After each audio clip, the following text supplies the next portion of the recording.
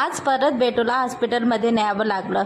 त्या अगोदर बघा सकाळी किती मुंग्यांचा पेल इथे लागलेला आहे आणि मग इकडे पाणी भरण्याची पण घाई, कारण की 2 दिवस झाले नळच नव्हते आले, त्यामुळे सगळं खाली झालं होतं. मग वेळ झाली दवाखान्यात जायची आणि अथांगला बिलकुल बरं नाही आहे.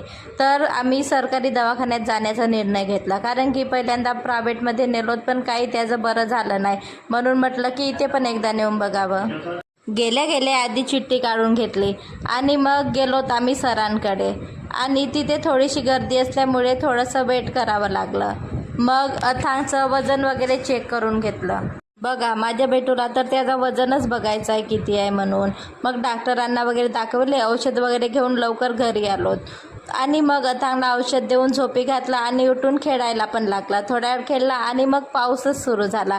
त्याची मावशी त्याला पावसामध्ये नेऊन दाखवून राहिली, बघ असा पडतो पाऊस म्हणून, आणि तो थोडा एन्जॉय पण केला. खूप जोराचा असा पाऊस आला अचानक. तर असा गेला दिवस. व्हिडिओ आवडल्यास चॅनलला लाईक शेअर सबस्क्राईब नक्की करा.